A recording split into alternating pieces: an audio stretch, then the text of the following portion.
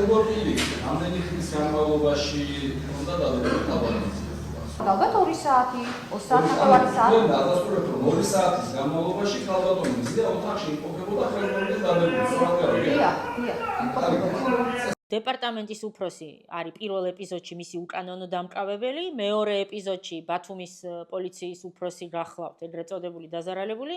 ყველა პოლიციელი, რომელიც იმ შენობაში ზის და მათ შორის იმ ოთახში და მათ შორის ეს გამომძიებელი ექვემდებარებიან ამ იერარქიას, ამ გარემოებაში იმყოფება მზიაით.